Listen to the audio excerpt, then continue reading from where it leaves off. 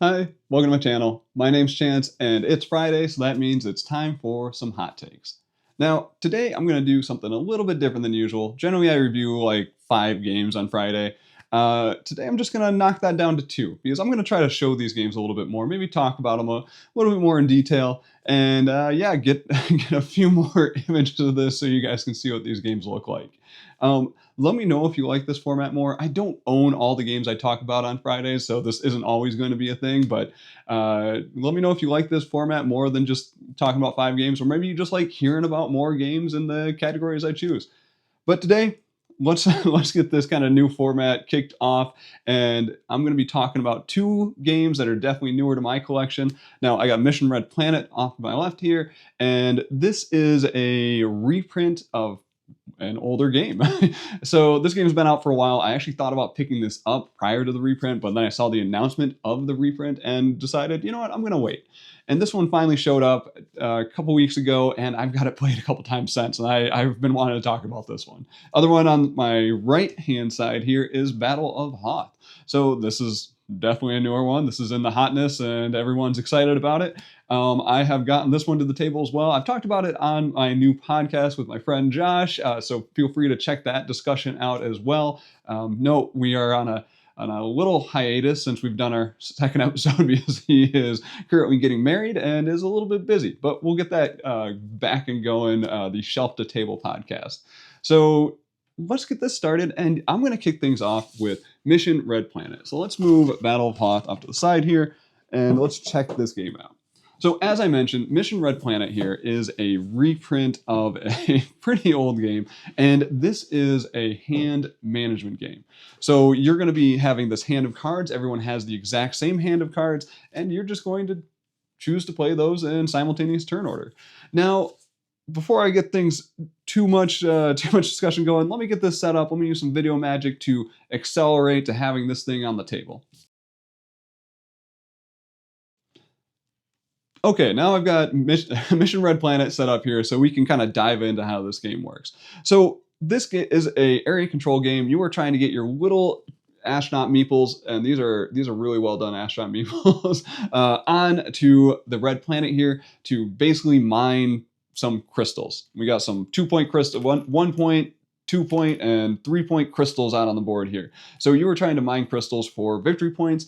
There are going to be some other conditions that you can go for, like everyone is going to start with 1 mission card in the game, so that mission is going to give you a hidden objective to go for that'll score you a variable number of points in the game. For the most part, we are going for kind of that area control part of trying to control areas to take those crystals during these specific production phases that trigger during the game after a certain number of rounds. And we'll get back to that. So the game is going to be played over a total of essentially 10 rounds where players get to take actions. There are going to be some rounds that we will stop, and we have this cool little track over here with this dial that is going to track things for us. So we're actually going to do 5 rounds in the beginning. You know what, let me just disconnect this and throw this over here. We got this cool little puzzle piece thing over here. I'll talk about that more in a second. But this is the round tracker. So as we take our turns, we are going to track this. We got 5 turns before we're going to do a production phase. Then we got another 3 turns before we do another production phase. 2 more turns, then we get to kind of the end game scoring stuff. So we have a few different ways to score points, but the essential flow of this game is that players have an identical hand of cards to every other player. So here I'm going to be the pink player, and at the start of the round, everyone is just going to simultaneously choose 1 card from their hand, play it face down to the table, and then once everyone's ready, first player is going to start a countdown. They're going to start 9, 8, 7, and then if you have a card matching that number that you played, you're going to reveal it and say stop, and then you're going to take your action. So I got a 7 here, so I played my 7 on countdown 7. We're going to stop, and I'm going to process my action. If there's a tie, you just go in player order, whoever has the first player token. For the most part, these cards are going to be adding astronauts to the launch, to the ships. You're trying to get your astronauts on these ships to get them to Mars.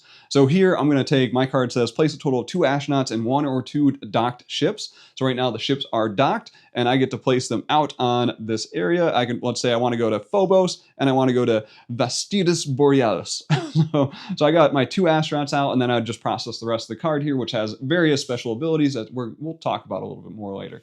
But then my turn would be done, pass out of, we would continue the countdown, 6, 5, and then the next player would go whenever they hit their number on their revealed card.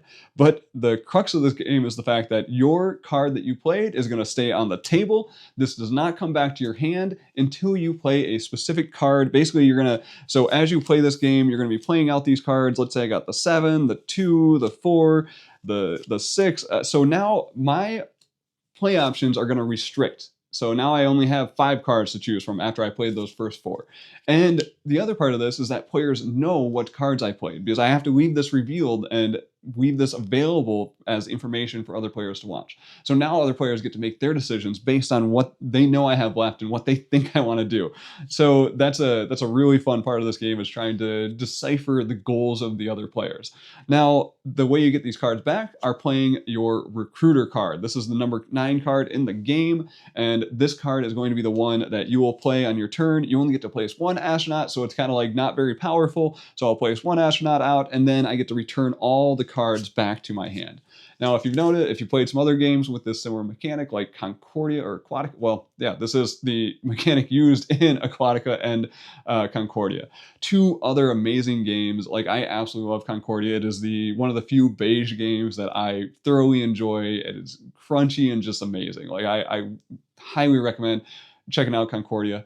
I kind of want to do a review of it, but Shut Up and Sit Down kind of already crushed the review of Concordia. I think I heard Quinn say that was the one that kind of rocketed Shut Up and Sit Down into the spotlight. So yeah, if you are interested in this style of mechanic, yeah, Concordia does it great.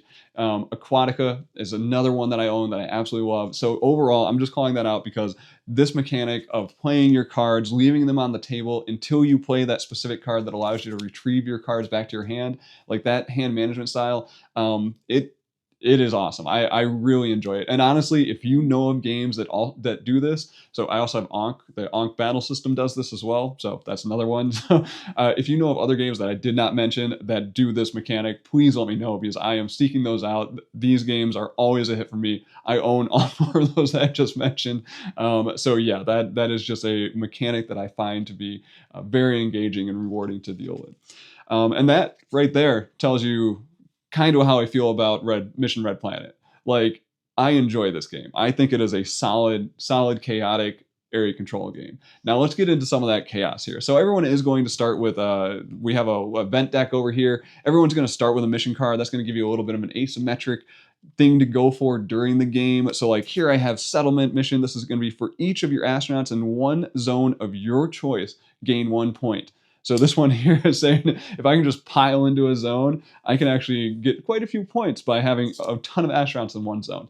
You don't tend to want to be in a massive majority in an area. You kind of want to win on the margins. You want to win by 1 astronaut so you can kind of win more areas, or tie in areas, because tying will also gain you points. You're going to split the points between the tied players. So this card kind of goes counter to the normal strategy of the game, so it kind of changes up what you're going to be doing during the game. And people might be questioning, like, what on earth is going on with you? Why are you making the choices you're making? So everyone will have one of those in the beginning of the game. Now, this event deck can also be drawn from if people play the Scientist card that I played earlier. So this one, the full text of this one is place a total of 2 astronauts in 1 or 2 docked ships and either draw 1 event card or look at a discovery card in play. So when I play the Scientist, I can draw a card from this deck, and I can either get another mission card, so it's a random draw. It's either going to be a mission card, a discovery card, or an action card. So we already talked about the missions. The action cards will have specific moments that they get to play. So this one is surprise move. So basically play this card after revealing discoveries. Now note that it's going to be one of the phases of the game is reveal discoveries at the end before end game scoring.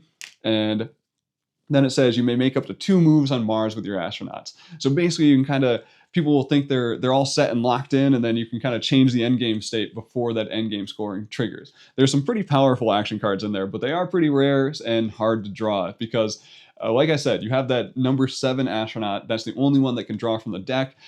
Everyone has that same limitation, and the only way to get that number 7 card back is to play your 9 card, which is that recruiter. And the other crux of this is that there are only 10 action rounds in this game. You are only going to be taking a total of 10 turns in this game. So you have 9 cards, 10 turns. That means you could just play your recruiter once, which means that you may only play your scientist once, which means you may only be getting 1 card from this kind of large deck of event cards.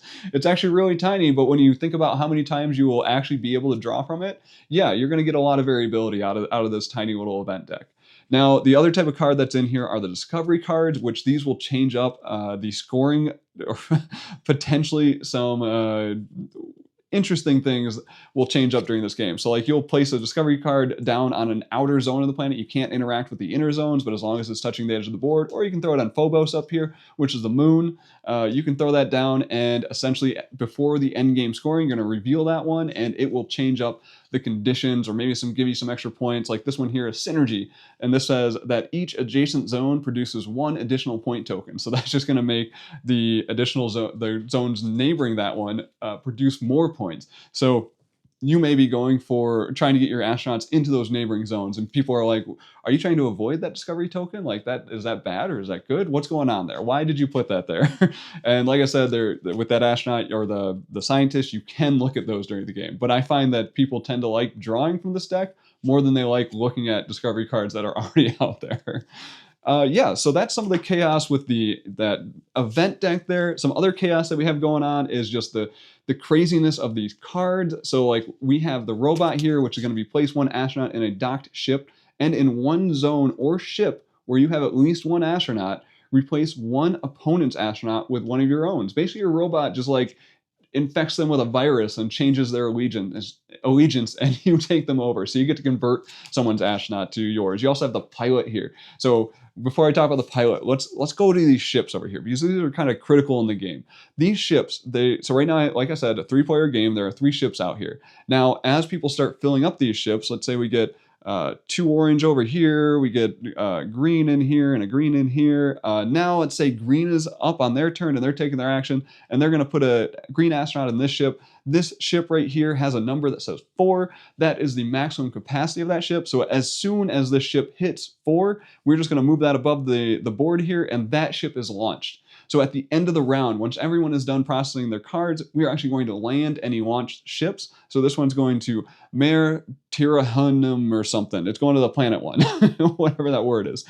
So we just drop those astronauts off. We discard this ship into the discard deck.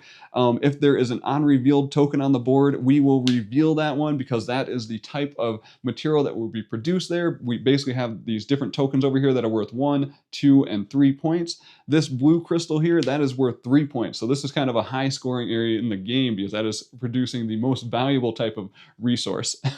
So that is the way that works. At the end of the round, we just take a new card. We are going to refill this and essentially try it again. We're going to try to, once we fill that up, it is going to launch. Now, let's go back to that pilot card and talk about some of the chaos that we can add here. So this pilot card, it says place a total of 2 astronauts in 1 or 2 docked ships. So kind of like the scientist. That's a pretty standard thing. You're usually placing 1 or 2 astronauts. And then you get to place a destination token on 1 ship that is either docked or launched. So there are actually destination tokens over here, and we can actually just take one of these and we can change the location that something is going to. Right here, this is an interesting setup. We have Phobos, and Vastitis Borealis. You know what, as the pilot, I'm just going to be like, you know what, you're going to Phobos. So now I'm just like, everyone's going to Phobos this round. If someone else plays a pilot, they can actually swap out this token and change the location again. So yeah, this can cause some chaos. You can just send people to the wrong place. You can change people's strategies during the game by forcing them to land in areas that they didn't want to. So that's just one of those examples of chaos. And then there's also this is the Saboteur here. The Saboteur, the number 5 card. This is place 1 astronaut in a docked ship and destroy 1 docked ship. So this one, you can place your astronaut down and be like, I'm going to blow up this ship right here. We're just going to get rid of it. You guys are going to the Lost in Space Memorial, and those astronauts are now gone. Now, you would think that this could be maybe overpowered in a way, but remember, this is only destroying a docked ship, and it is the number 5 card. So it's going to happen kind of midway through the countdown. there are so many cases where those ships are going to fill up and they're going to launch before you get to process the number 5 card. So the way these are ordered is that, like, yeah, some of those powers kind of get crazier and crazier as you go down the the numbers, as you go further closer to 0 in that countdown. But that means you're going to be less likely to carry out the action that you actually want to carry out, and which that's happened in both my games, where people are like, "Ooh, I want to do this action," but things happen in the wrong order. If people launch those ships before I want them to launch, you kind of have to judge, like, what are the other players' goals? Are they going to try to play early in the turn order? Are they going to play late in the turn order? So that little initiative system is it is just such a good part of Mission Red Planet. That is just truly what I enjoy in this. Now, the other part is there is an escalation in the scoring. So this little tracker over here, let me just disconnect that. The tracker over here, this is going to be, we get 5 rounds before we do our first production phase. So this first production phase has 1 production symbol. So that means each zone on the planet will produce 1 crystal of the type shown on that token. And then whoever wins that zone, so right here, orange, will collect that crystal. But if there's a tie, those players are going to split the number of tokens evenly. If they can't, this token just stays out on the board until the next production phase, and that'll be part of the scoring opportunity for the next production phase. If we go back to this round counter here, we go on and go to our second production phase. This time it's going to produce 2 resources per token on the board. So we are going to actually produce 2 more of these 3s, and this other 3 on the board will go into that pool. Now, if there's a tie, we can split these evenly. So green and orange can actually score points. This last one can't split it, so we are going to leave that on the board for the 3rd round. And you know, you can probably guess where this is going. The 3rd production round is going to produce 3 tokens, and we do the scoring. And then there's also going, so like I said, there's the revealed discovery phase here. There's then the final scoring phase where we add up our points. And that is the the game of Mission Red Planet. That's really a lot that's going on there. I would say that this game, I love it because this rulebook, it is super thin. We got the page number on the back is 8, but the first section here is like some component list info, and then we have a setup page right here, which is pretty decent, and then we have really just, I don't know, 2 pages of rules. This is the only section that really matters in this book. And then we have another 2 pages of just kind of clarifications and some FAQ stuff and a 2-player variant if you want it. So really, this is an incredibly short rule book, a really easy game to learn, and an easy game to teach. Like, this is pretty easy to get to the table, and players can kind of get into the strategy of it pretty quickly. Now, I will call out that this is it's a little bit of a chaotic area majority game. So you don't have as much control as something like El Grande. El Grande, the depth of strategy in El Grande is so much higher than this game. This game is just going to be, you're going to try to get things happen the way you want them to, but someone's going to play that pilot card and send your ship to a different location. You're going to be like, oh God, what do I do now? So this is one of those games where you have to enjoy just not having all the control, right? So you really need to like kind of those chaotic components, and having your plans thwarted by someone's just card that you just did not expect to come out, or someone blowing up your ship and losing your astronauts, or someone just deleting one of your astronauts off of one of the zones on the board because they're like, I don't want to tie with you, I want to win this zone. So yeah, there's a little bit of take that in this. I don't think any of it really feels too mean though, because of the chaos in this game. It's not like I feel like Scythe. I'm going to call out Scythe because it is a great game. It is this interesting Euro area control game where if someone comes in and takes your resources, if they take over a tile, it hurts so much because that kind of just wrecked your game. You were like, I was planning for this. Like, I needed those resources to take my action.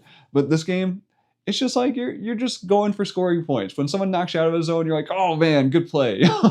So even though it does have some of that take that stuff, I feel that the theme of this, the ridiculousness of the cards, it just brings out kind of that lighthearted area control.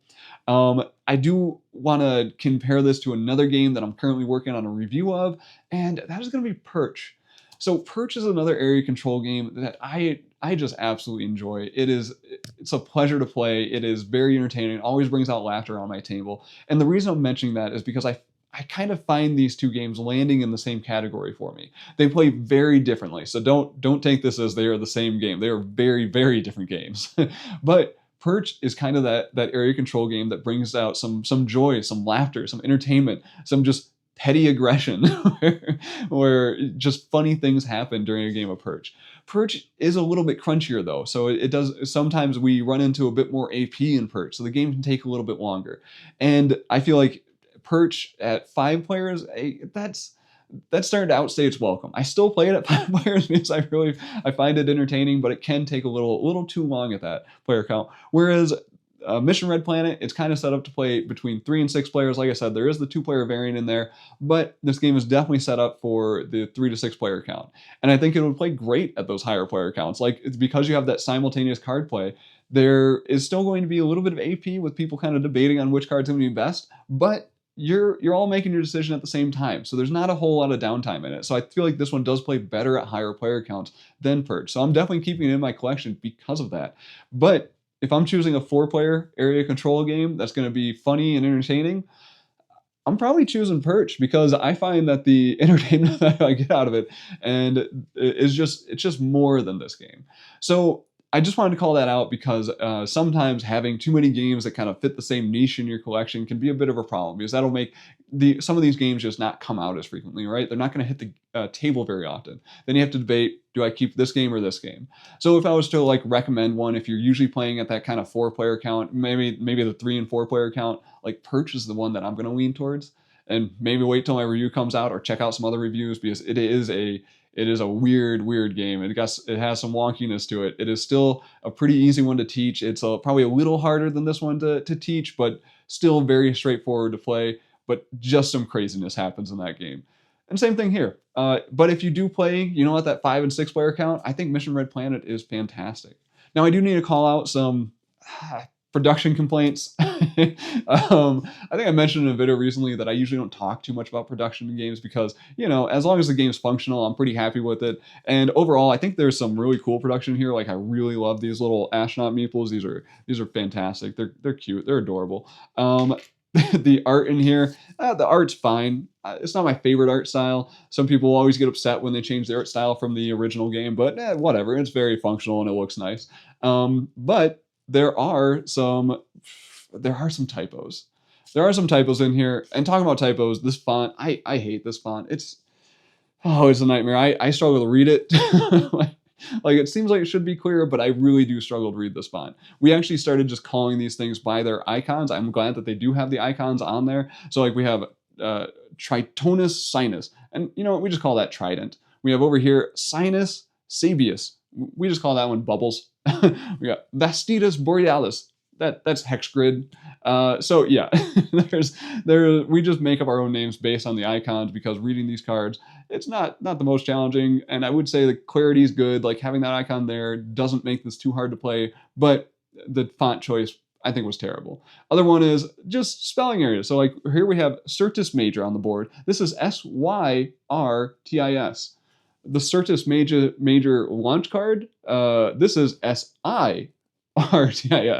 So when I saw that, I was like, wait, is that the same place? And it's like, oh yeah, that has to be the same place. It is the same symbol. So that's just a typo right there. We have the #1 pilot card here. This one says, place a total of 2 astronauts and 1 or 2 docked ships and place a destination token on 1 ship, either docked or launched. Yeah, they missed the L. So I should say launched. This is a French company, so they're doing the localization or whatever, and I feel like the localization just wasn't done great. There is also some typos in the rulebook itself. Nothing that really impacts gameplay too much, so it's easy to kind of get over, but it is kind of annoying having those mistakes in a game that is on its, what is this, the 3rd edition, the 4th edition? I don't know. It should be ironed out at this point with this edition, but whatever. So yeah, that's going to do it for my review of Mission Red Planet. It is an easy game to table, a little chaotic area control game that for me just brings out some laughter, and I love that simultaneous play component, so it kind of keeps the time frame of this game a bit shorter. And yeah, I have had a enjoyable experience with this, and I plan on bringing this back out to the table again. But if I was to choose kind of an entertaining area control game, and I had 3 or 4 players, I'm probably going to go for Perch instead of Mission Red Planet. Okay, let's close out the hot take of Mission Red Planet there. Please let me know if you have any questions in the comments below. And of course, like I mentioned, if you know of any other games that do the similar hand management mechanic besides Concordia, Aquatica, Ankh, please let me know. I would love to seek those out. Yeah, okay, let's move on to Battle of Hoth. And to do that, you know what, I'm going to clean up this table. So let's put away this game here. Quick note before I get this thing out of the box, I want to call out that this thing has a fantastic storage system. Days of Wonder did a great job on Battle of Hoth. So let's take a look at that before we jump into the review of the actual game here. First up, we got a few books in here. We got a rule book. There is a scenario book. So the scenario book will give you kind of, I would say, eases you in pretty nicely to the game. The first scenario is pretty straightforward, and then you're going to introduce the more and more advanced components as you play through that scenario book. But if you want to, you can also just go through these campaign books. So you are given 2 campaigns. You just hand out the campaign book for the Rebel side and the Imperial side, and then you just work through kind of that scenario book with some special rules in the campaign. So I think that's a lot of replayability value just right out of the gate there. But I will mention that I find that when I have scenario books and stuff, usually when I work through them, I'm kind of done with the game after. I'm like, oh, that was fun. Okay, I've seen all that it has to offer. But you know what? That's okay in some games. Some games, this also allows me to get more plays of the game than I usually would. So it has a has a pro and the con there. Now we got the board here, and then we got some reference cards, and then finally we can get down into the player storage. So player storage, we just got some boxes for the minis, and this is fantastic. You just hand this to whoever the Rebel player is, you hand this to whoever the Empire player is, and you are good to go. And these minis are great. So I got some of the promo minis because I think I pre-ordered it. I don't know if they still come with it. I got the little ice-based space laser thingy. I got the shield generator things, and I think that just comes with cardboard tokens if you don't get those guys. We got storage for the hex tiles over here. We got a player hand. This is kind of for your hand of cards. This seems unnecessary. I guess they call out that this is more for like the 4-player game and stuff. I don't know. Maybe, I guess so someone can just see your cards, because I think in a 4-player game, you're playing on a team and maybe you want to have those out so both players can see your hand of cards at the same time. When you're playing at 2-player though, these are kind of completely unnecessary. You can use them if you want. Then we got our deck of cards off to the side here. So overall, this is a fantastic storage system. I think they did a really good job on this. I think that more companies need to put this much thought into it, and it's a nice slim little box, right? So this fits on the shelf nicely for a war game. I'm gonna say this is impressive.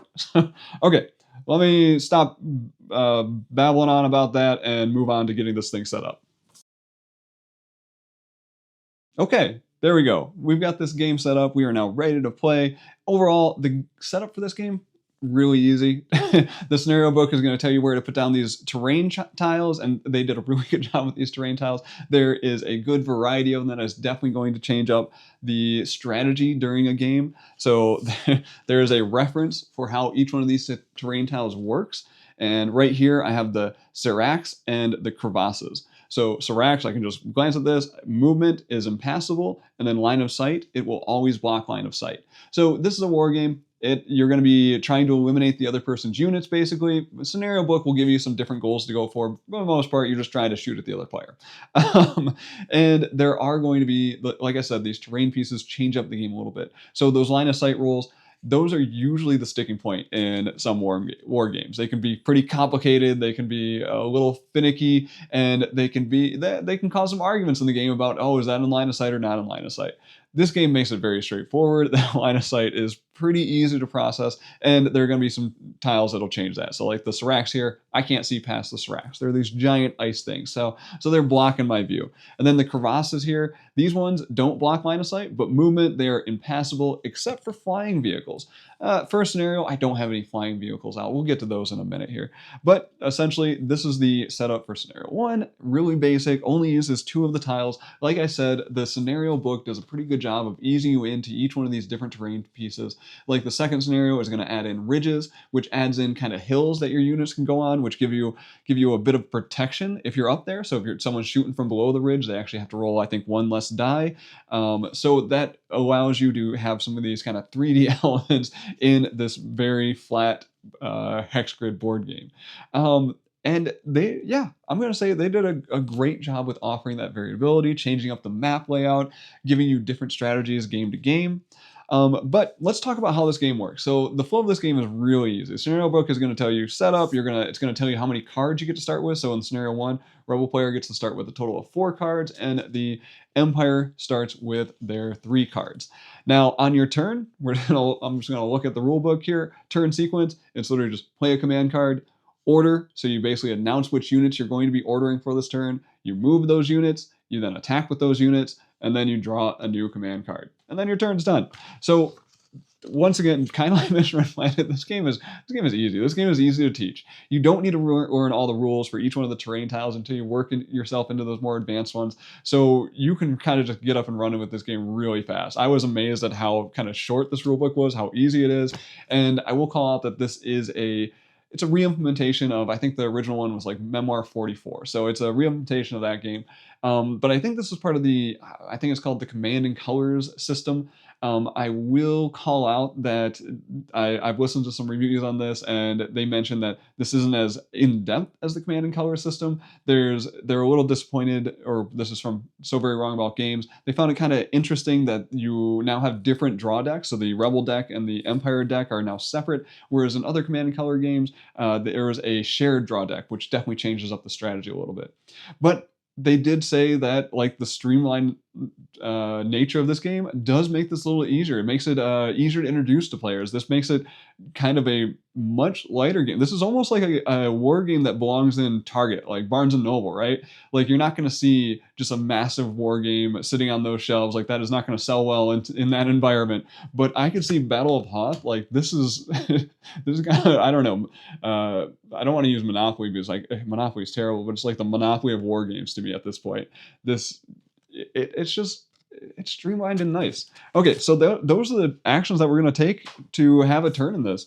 So the way this game works is you're going to have so I have my hand of 4 cards here, and I have 2 different types of cards. Basically, I have some that'll activate different areas of the board, and then I also have these, I forget exactly what they're called, but they're just your action cards. So they don't specify a specific zone of the board. So like in Assault here, this says I'm going to activate units in the center zone. I also have another Assault card here. This one says I'm going to activate units in my left zone. Note that this card says all on it, so I can activate all my units in that zone. And then on this board here, we can see that there's these vertical lines separating the zones. We have our left flank, our right flank, and then our center. And we have some shared spots. So we have units standing in that shared spot. They're part of the left and the center. And then you can activate them with either card. Note that there are some cards that are going to be like, let's take a look at Raid here. So Raid, this one is kind of like those other cards. It is saying I'm going to activate my right flank, but I can only command 2 units. So the other 2 cards I have, it says command all units. In this case, I can only command 2 of them. Luckily, I only have 2 in that area, so not an issue. But essentially, if it says all, I'm going to decide which ones I want to activate. So this is my left flank. You know what? This is the start of the game. I need to get into range of firing at my enemy. So I'm going to say I'm going to activate all 3 of these units. Then I get to move. So infantry units have a pretty straightforward movement, and we have this nice reference card here. I love a game that comes with a great reference. This card is double-sided. I kind of wish they would have came with 2 per player, so you could see your own reference plus the enemy reference at the same time, so you're flipping this card over kind of a lot in your initial games. But things are pretty easy. So essentially, this reference here, it will tell me that my units, they can move 1 space and do an attack. And it tells me the attack that they can do. We'll get back to that one. Or they can move 2 spaces. So I got a little slash here. It's basically, or I can move 2 spaces, but they can't attack. So I'm going to say, you know what? I'm going to move this unit 1 space. I'm going to move this unit 1 space. And then I'm going to move this unit 2 spaces. So now we're getting lined up. We're moving in and trying to eliminate these enemies. So this unit moved 2 spaces. It cannot attack. These 2 units can attack. So I'm going to be like, I'm targeting this unit to this unit.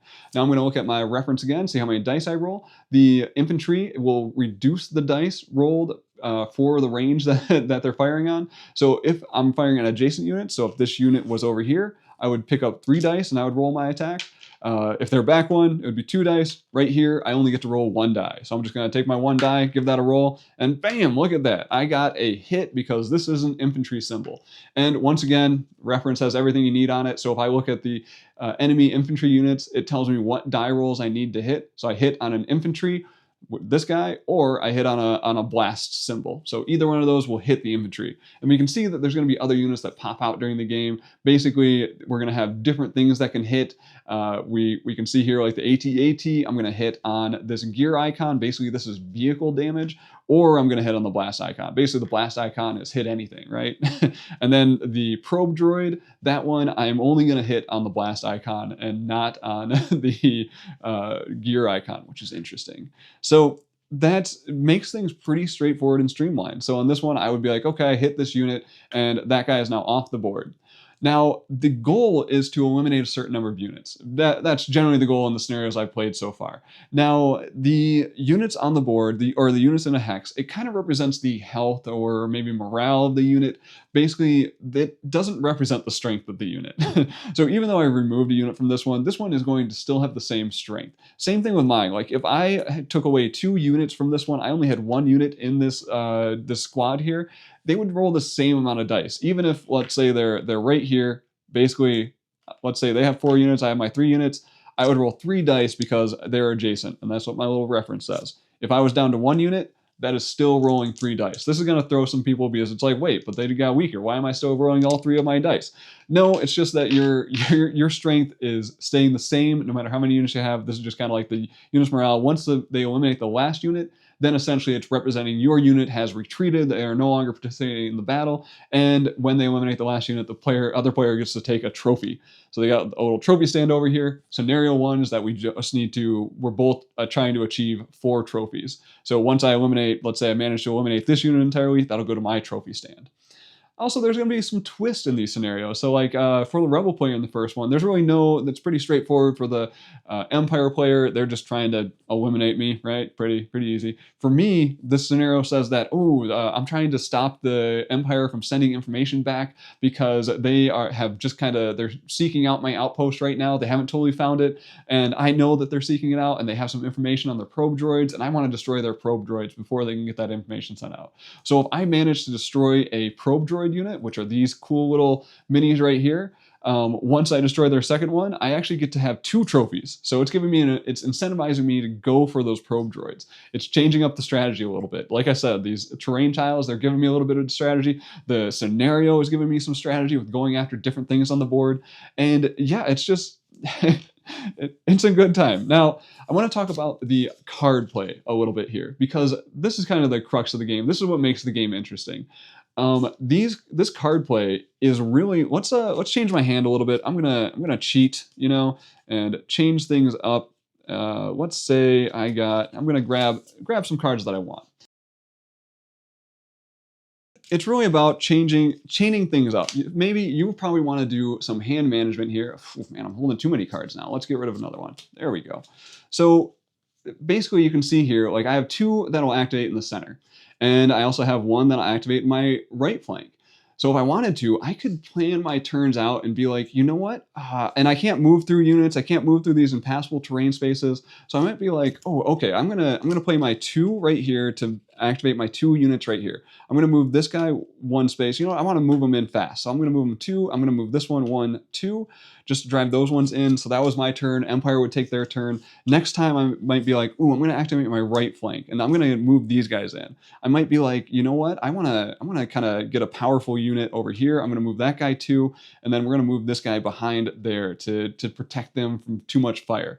And now I got 3 units in my center flank, and then I save this card. This my center all activation card.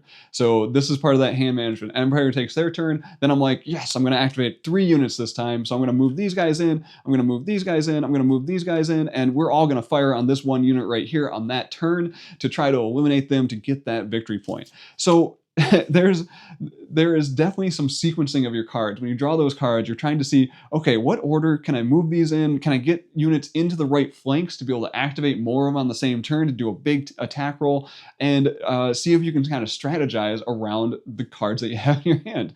So there I would say that's kind of the core of this game. That's the strategy of this game, is that hand management puzzle. So I really enjoy games with hand management, which means that yeah, this game is good. I'm not going to give it a great. I don't think I'm going to go that far. Not yet. I think as I unlock more of these scenarios and unlock more of those advanced things, like we've played with these AT-ATs already, which I can't get out of this box. These guys are awesome. These guys, look at these minis. These minis are great.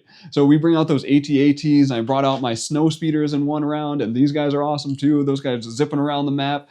And once again, we have this great reference that just tells me what they do. Snow speeders can move 3 spaces and do an attack, so they get to move super fast and fire. And then the AT-AT can only move 1 space, but they get no reduction in damage for range. So they can shoot up to 3 spaces away, and they always roll 3 dice, no matter if you're 1 space, 2 spaces, or 3 spaces away. So there's just some cool variations in there. Then I've looked at some of the more advanced rules, and it brings out, first up, the more advanced tiles like buildings and trenches and stuff to change up how the positioning you want on the board. And then there's also going to be some tokens to change up how your units act on the board. Like I think there's like a laser gunner or something that essentially you're going to give them a token, and every time they move, they can't attack right away. They actually have to take a turn to set up their gun before they can fire. So it kind of gives you a little bit of delay and makes that hand management aspect so much more important. So I am excited to kind of visit this game again and explore those more advanced modes. The other thing that comes in this is both groups get some leader cards. So we got the Rebel and Empire leader cards. They're going to be 3 for each leader. So like I have Luke Skywalker on the Rebel side. And if we want to play with leaders, we both just choose a leader and we can cram those into our deck and shuffle those in and get some of those kind of special cards during the scenarios. Now I will say those are definitely utilized in the campaign books. And also in the campaign books are these special support campaign cards, which yeah, adds in just more variability in this game. So hopefully you can tell that there is a decent amount of variability in this game, a lot of replayability. But the thing I'm most impressed with is just the fact that they took this war game and they made it so approachable. It's just easy to get to the table and easy to set up, and just a streamlined teach. The line of sight rules are probably the most finicky, but they are not even that hard to understand. I just set up one example on the board and it's like, yep, we're good. Let's do this. Now, I do want to call out the randomness in this. So we do have some chaos here. We have some dice. And dice means things are not really always in your control. So you can do your best laid plans, but you can and probably will be thwarted by these dice. It's definitely happened to me. It's like I had such a good strategy. Things were working out. I was like, oh, I got the positioning right. I got my things activating in the right order. Then I roll those dice and it's like, shoot. Come on, man. So because of those dice, you're definitely going to kind of lose some of that strategy, some of that control that you may want in this game. What my friend that I played this with, like I said, we talked about this on our Shelf to Table podcast, link somewhere if you want to check out a discussion with another person. He called it kind of like a beer and pretzels war game. Like it is something that, yes, there is some strategy, there is some hand management in this, but you're really just moving units in and chucking some dice and seeing what happens. And that's something I enjoy. Also, we can knock out a game of this in, I feel like, I don't know, 30 minutes. I think that's a pretty short game. We could do 3 scenarios in about an hour and a half or so. So just the streamlinedness, the hand management, just the strategy in there, lots of fun. But you have to know that this is on the lighter side. It is a 30-minute war game. It's not the Dune War for Arrakis experience. It's not the War for the Ring experience, and it is not the thematic experience that like Star Wars. I'm forgetting the name of it. I'll throw the box cover up here. Star Wars Rebellion, I think is, where it's the 2-player head-to-head game. Kind of has the cat and mouse mechanic in there with the rebels trying to hide. That one gives me the Star Wars thematic experience. Like if that is what you're looking for, that is not what Battle of Hoth is offering. Battle of Hoth is offering you a streamlined war game that is easy to set up and easy to play and easy to teach. And it has the thematic dressing of Star Wars. The scenario book, I'm excited to try out because I feel like that'll bring out a little more of the theme, kind of with those shield generators and the planet laser token over here. I am excited to kind of explore those and get these other units on the board, like the turrets and stuff, and play more with those AT-ATs and these other terrain tiles. But like I said, I don't think it's going to achieve the thematic experience that I get in the two-player head-to-head Star Wars Rebellion game. So with that being said, though, yeah, I do enjoy this game. I'm going to hold on to this for a little while. I want to work through those scenario books because this is just like maybe I don't want to set up Dune War for Arrakis today, but I still want to play a little dice chucking, get a beer out, throw some dice, have this fun little combat experience. So yeah, Battle of Hoth is I would say good. If you're into that thing, if you're into the chaos, the hand management, this might be for you. So yeah, maybe check it out. It's also pretty cheap. Overall, Days of Wonder, I think, knocked it out of the park on this one. It's not going to be for everybody, but I'm enjoying my experience with it. Okay, let me put this away and let's do our wrap up. Okay, there we go. And I just realized I got my C stand in the frame there. Oh, you're seeing behind the scenes look here of my entertaining phone setup above me. Oh well.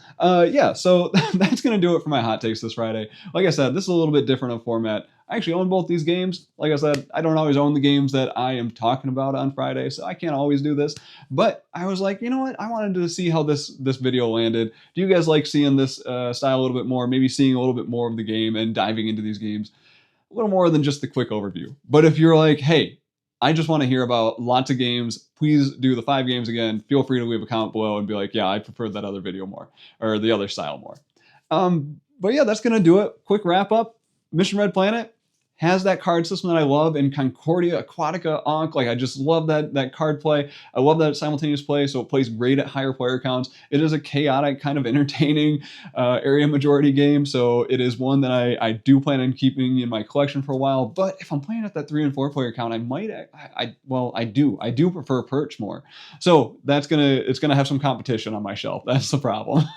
And then Battle of Hoth over here, very streamlined little war game. It does not replace things like Dune War for Arrakis or War for the Ring or Star Wars Rebellion for me, but it is a 30-minute beer and pretzel dice chucking, little hand management with that a little bit of strategy in there war game that Days of Wonder did a just phenomenal job on the production of this. So yeah, and and cheap. It is a pretty cheap one to get. Now that'll do it for my hot takes. I hope you got something out of this. I want to thank you for watching and thank you for spending your time with me. And I will talk to you next time.